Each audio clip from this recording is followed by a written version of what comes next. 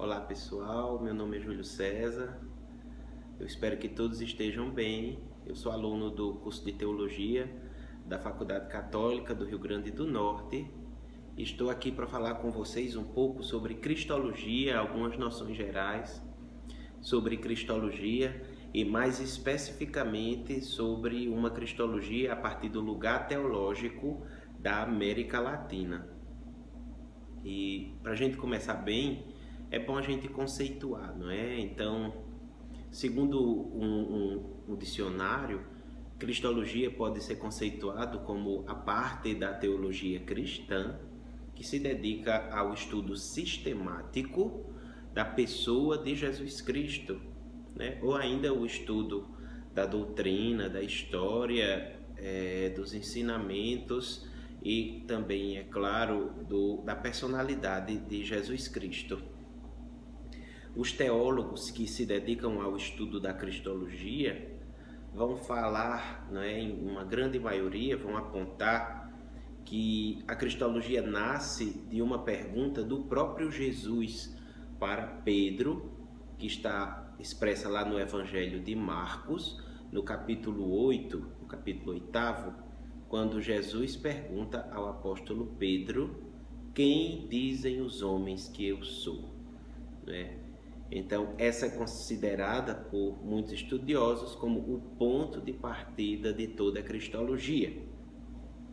E para essa pergunta, que parece ser até um pouco simples, existem diversas respostas ao longo da história, em diferentes momentos, em diferentes lugares, podem ser percebidas uma grande variedade de respostas para essas perguntas. Para essa pergunta, não é? Cada uma dessas perguntas, dessas respostas, parte de um princípio metodológico. E esse princípio metodológico é o que John Sobrino, um grande teólogo latino-americano, salvadorenho, vai considerar como lugar teológico. E essa questão do lugar teológico, para a gente entender bem, não é apenas um lugar físico, um lugar geográfico, mas é um conceito um pouco mais abrangente, mais amplo, não é? Ele leva em consideração diversos fatores, não é? Por exemplo, fatores socioeconômicos, fatores culturais. Então, o que determina de fato esse lugar teológico é o tempo, é claro, o espaço, mas também esses outros fatores. O tempo, porque no mesmo lugar, em diferentes momentos da história, podem surgir também diferentes respostas para a mesma pergunta. Vamos citar o exemplo da Europa, antes e depois do Concílio Vaticano II, não é? Porque com o Concílio Vaticano II a gente percebe uma mudança, uma certa reviravolta metodológica para a questão do estudo da teologia, especificamente da Cristologia, né? Continuando com esse pensamento de John Sobrino, ele vai afirmar que o lugar ideal para se estudar a Cristologia, o lugar teológico ideal, não é, da Cristologia, é o lugar onde se possa ler as fontes do passado, onde se possa compreender essas fontes do passado,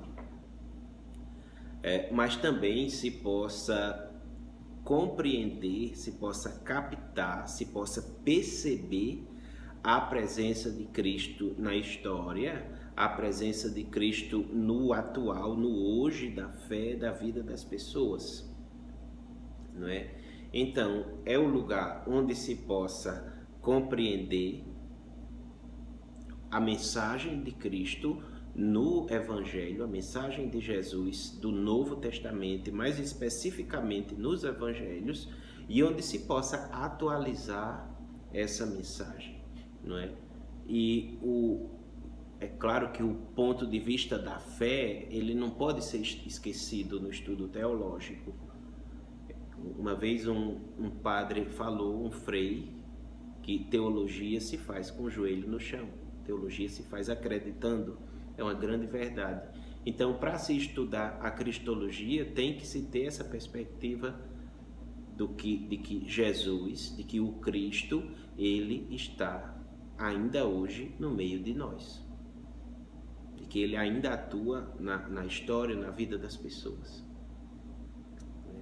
Mais para frente a gente vai fazer algumas diferenciações sobre o Cristo da fé e o Cristo da história, mas continuando, então nós podemos entender também que o lugar teológico ele está bastante relacionado com a realidade social em que as pessoas estão inseridas. E o nosso lugar teológico é a América Latina. Então, a gente não pode esquecer diversos fatores históricos, culturais, socioeconômicos que vão nos ajudar a compreender a cristologia a partir desse nosso lugar teológico. E nas cristologias latino-americanas, o ponto de partida é sempre o estudo do Jesus histórico. Né? Mas o que é esse estudo do Jesus histórico? O que é esse Jesus histórico? É diferente do Jesus da fé? Na verdade, a busca do Jesus histórico é uma iniciativa da academia, uma iniciativa acadêmica multidisciplinar de diversos ramos da vida acadêmica, por exemplo, história, arqueologia, Bíblia, que vão se dedicar a uma reconstrução acadêmica da vida, do jeito de se viver no primeiro século do cristianismo, do ambiente em que Jesus viveu, o ambiente e tempo. Então se busca entender os costumes da época, a religião, como ela era vivida. É bom sempre lembrar que Jesus era um judeu do século I, não é? Então, só em se afirmar isso, que Jesus era um judeu, já entram diversas questões também de estudo que geram polêmicas.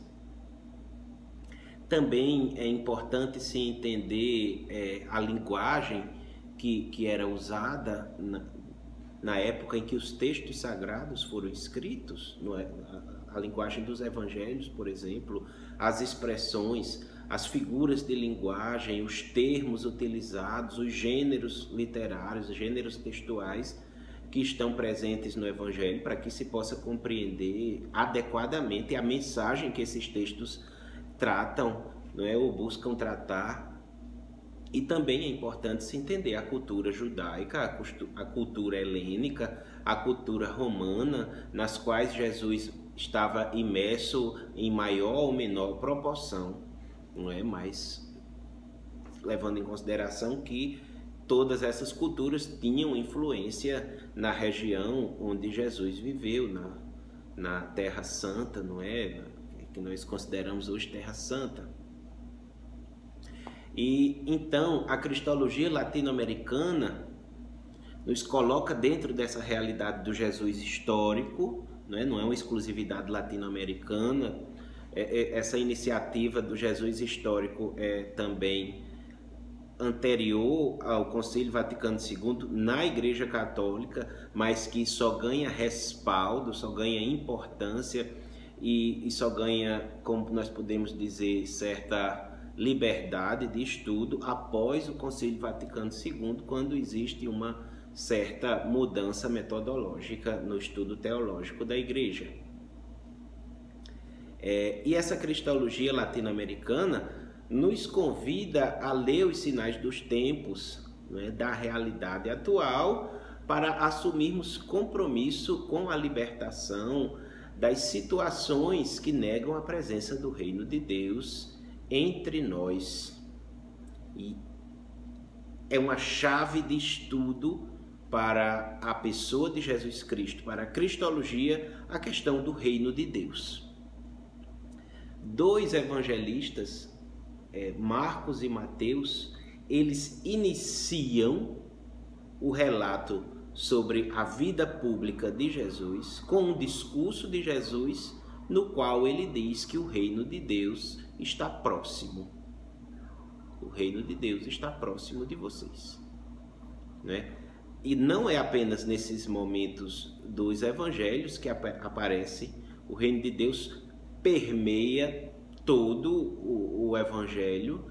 Então, era central na vida, no discurso, no pensamento de Jesus a questão do reino de Deus, e deve ser igualmente central na vida dos cristãos essa perspectiva do reino. E a teologia cristológica latino-americana nos convida, não é, a partir desse olhar sensível para a situação das pessoas, da vida das pessoas, buscar a libertação de toda a realidade que nega a presença do reino de Deus entre nós. Esse ponto de partida, é claro que vai exigir uma volta a Jesus de Nazaré.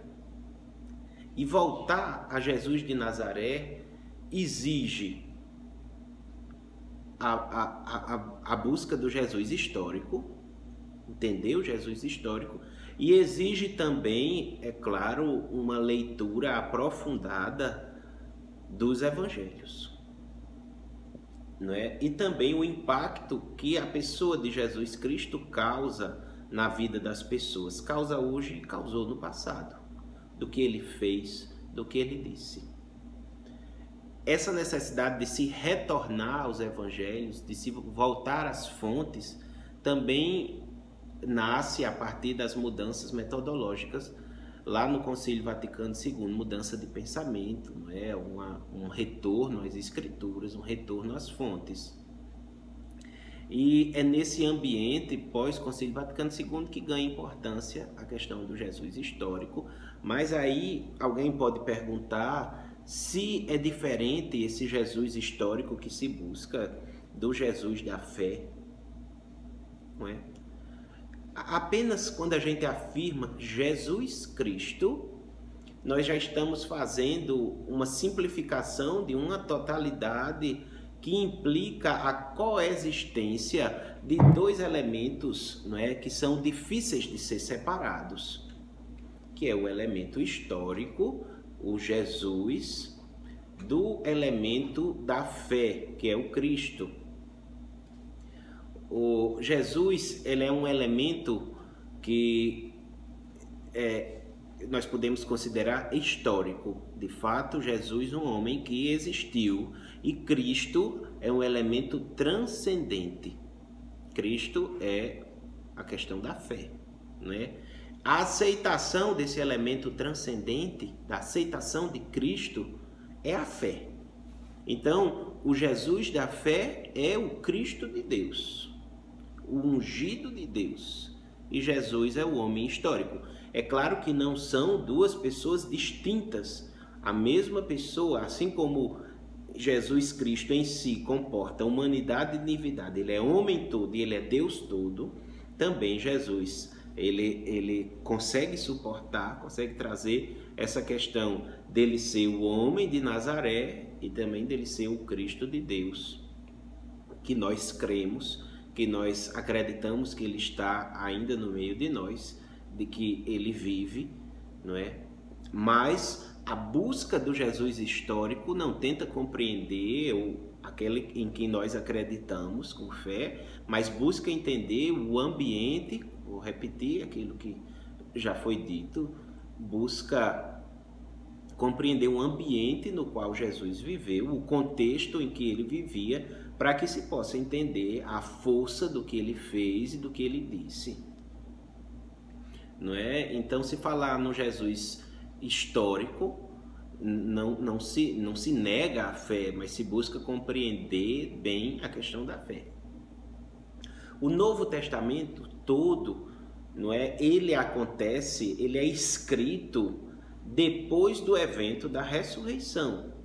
Então, no Novo Testamento se fala de Jesus ressuscitado, se fala de Jesus já como o Senhor, como o ressuscitado, né? Então, o Novo Testamento fala de Jesus de Nazaré, mas o faz a partir da concepção de Cristo, da fé no Cristo, Ou seja, o Novo Testamento ele não está interessado em apresentar a história de Jesus, fatos históricos, nem a sua historicidade. Ele está mais interessado em nos uma visão teológica de Jesus. Se importa em dizer que Jesus é o Senhor, que Ele tem palavra de vida. Não se importa, não é do interesse do evangelista, da comunidade onde nasceu o Evangelho, falar de fatores históricos sobre Jesus.